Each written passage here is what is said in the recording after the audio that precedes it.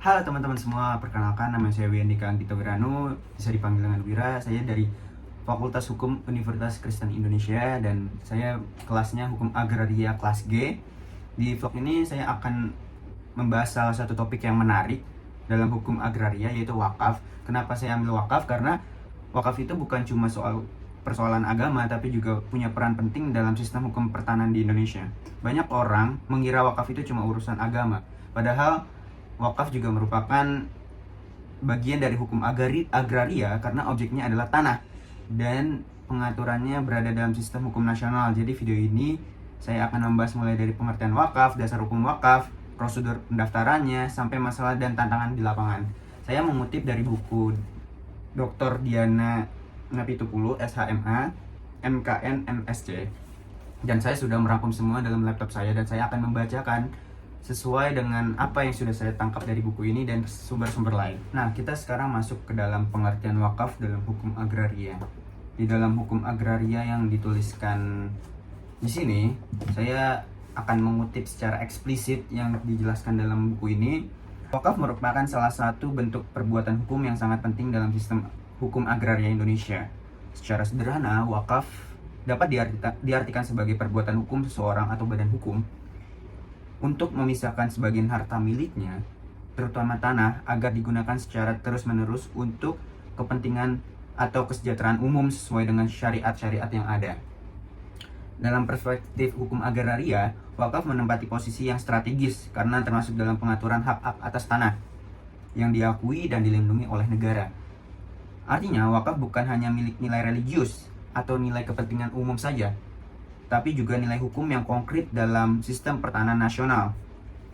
Prinsip dasar wakaf ini sangat jalan dengan pasal 6 Undang-Undang Pokok Agraria tahun 1960 yang menyatakan bahwa setiap hak atas tanah mempunyai fungsi sosial. Artinya, tanah tidak boleh digunakan semata-mata untuk kepentingan pribadi, tetapi juga harus memberi manfaat bagi masyarakat luas.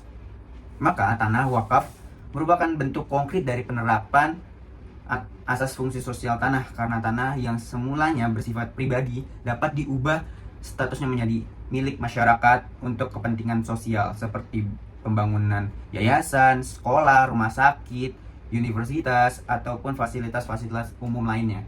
Dengan demikian, wakaf menjadi jembatan antara nilai-nilai spiritual, nilai-nilai kepentingan umum dalam perspektif berbagai macam dengan prinsip keadilan sosial dalam hukum agraria Indonesia.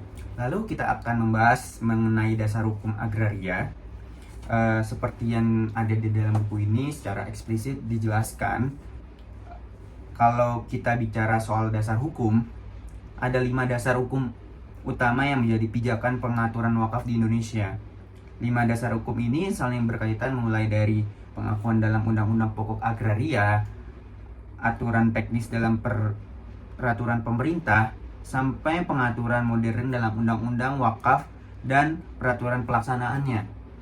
Melalui dasar hukum inilah, wakaf di Indonesia diakui bukan hanya sebagai ibadah keagamaan, tetapi juga sebagai bagian dari sistem hukum agraria nasional yang memiliki nilai sosial dan kepastian hukum. Merujuk dalam pembahasan ini, pertama kita akan membahas mulai dari pasal 49 ayat 3 Undang-Undang Pokok Agraria tahun 1960. Dalam pasal ini menegaskan bahwa tanah-tanah yang digunakan untuk kepentingan umum, termasuk tanah wakaf, dilindungi oleh hukum agraria. Artinya, negara mengakui bahwa tanah wakaf memiliki nilai keagamaan yang penting, tetapi juga merupakan bagian dari sistem pertahanan nasional. Jadi, tanah wakaf bukan lagi sekedar urusan kepentingan umum ataupun kepentingan lembaga saja, melainkan sudah menjadi objek hukum agraria yang wajib dicatat, diatur, dan dilindungi oleh negara agar penggunaannya sesuai tujuan sosialnya. Dan yang kedua, kita merujuk pada dasar hukum yang memperjelas aturan teknis wakaf muncul melalui peraturan pemerintah nomor 28 tahun 1977 tentang perwakafan tanah milik. Peraturan ini hadir untuk menertibkan tata cara wakaf Indonesia, terutama mengenai syarat, prosedur, dan bentuk administratifnya. Di sini dijelaskan bahwa ikrar wakaf harus dibuat secara resmi di hadapan pejabat pembuat akta ikrar wakaf atau PPAIW, dan kemudian harus didaftarkan ke Badan Pertanahan Nasional atau BPN supaya tanah tersebut memiliki kekuatan hukum tetap. Jadi sejak 1977, negara menegaskan bahwa wakaf tidak bisa dilakukan hanya secara lisan, tetapi harus disertakan dokumen-dokumen hukum yang sah. Lalu kita akan membahas yang ketiga. Yang ketiga, pengaturan wakaf semakin lengkap dengan adanya atau dengan lahirnya Undang-Undang Nomor 41 Tahun 2004 tentang wakaf. Undang-undang ini membawa pembaruan besar. Wakaf tidak hanya dipahami sebagai penyelesaian tanah, tapi juga bisa mencakup benda bergerak seperti uang, logam, mulia, ataupun hasil investasi. Selain itu, undang-undang ini membentuk Badan Wakaf Indonesia atau BWI sebagai lembaga resmi yang bertugas untuk mengawasi, membina, dan mengembangkan pengelolaan wakaf di Indonesia. Jadi, wakaf-wakaf ini tidak serta-merta dibiarkan saja, pasti ada lembaga yang mengaturnya atau ya badan resmi yang mengaturnya. Melalui undang-undang ini, pemerintah ingin memastikan agar wakaf tidak berhenti di niat kepentingan umum, tetapi juga bisa dikembangkan secara produktif untuk kesejahteraan masyarakat sekitarnya. Nah, yang terakhir ada peraturan pemerintah nomor 42 tahun 2006 yang merupakan aturan pelaksana dari UU nomor 41 tahun 2004. PP ini menjelaskan secara rinci bagaimana proses administrasi wakaf dilakukan, mulai dari pembuatan akta, pendaftaran tanah wakaf, terus sampai pengawasan terhadap nazir sebagai pengelolaan wakaf.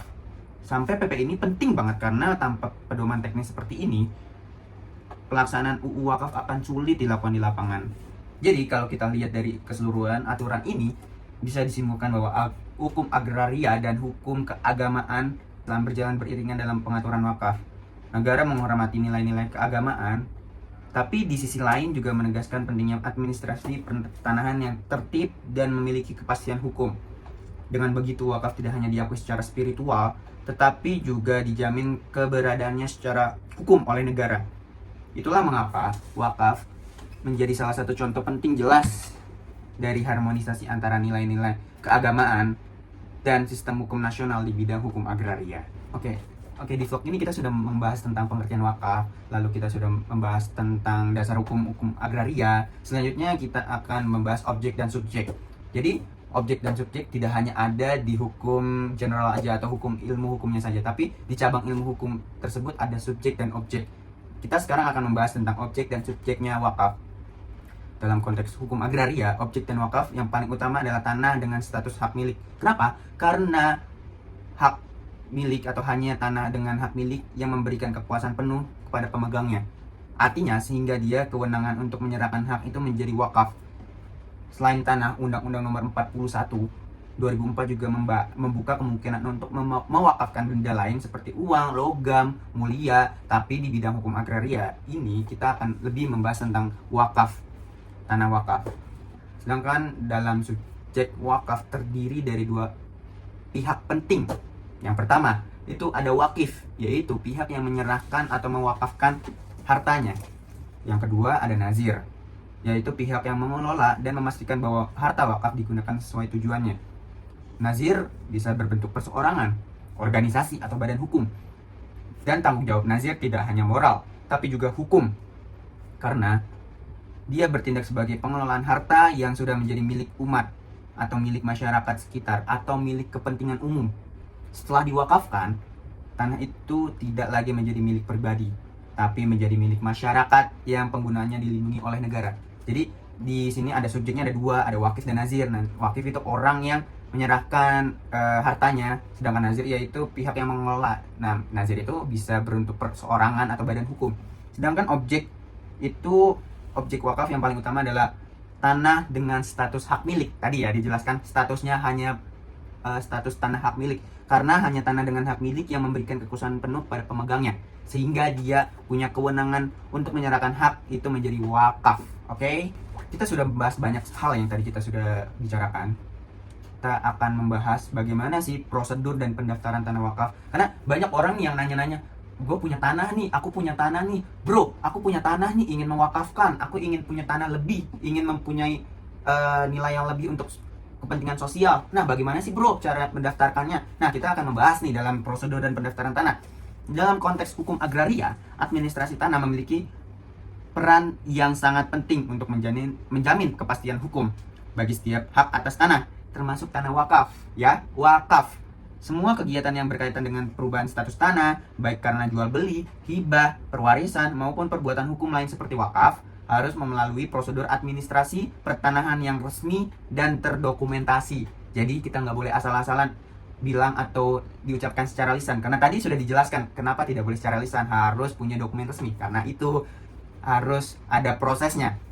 Nah, proses peralihan hak tanah karena wakaf dimulai dari ikrar wakaf, yaitu pernyataan kehendak dari pihak yang melepaskan hak miliknya untuk dijadikan tanah wakaf. Ikrar ini dilakukan di hadapan pejabat pembuat akta ikrar wakaf atau PPAIW yang berwenang membuat akta autentik. Sekali lagi autentik. Jadi autentik itu artinya resmi ya, sebagai bukti perbuatan hukum tersebut. Dalam praktiknya, pejabat ini umumnya adalah kepala kantor urusan agama di wilayah setempat, karena lembaga tersebut yang ditunjuk secara administratif untuk menangani perbuatan akta wakaf.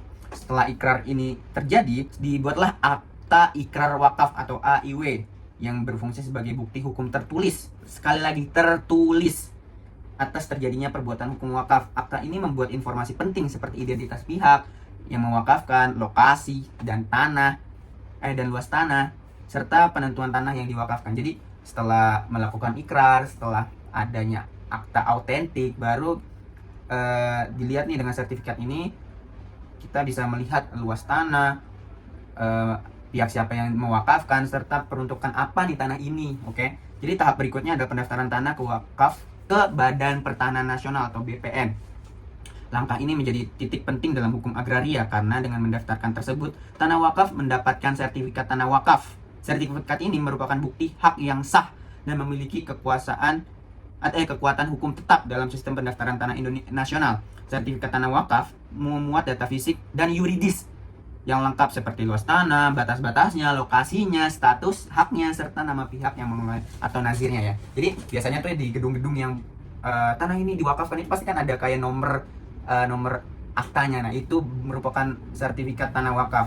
Dengan sertifikat ini negara menjamin bahwa tanah wakaf tersebut tidak bisa dialihkan, diperjualbelikan atau dijadikan objek hak milik pribadi lagi. Jadi tidak boleh lagi dijual atas nama seseorang atau atas nama pribadi karena ini sudah diwakafkan.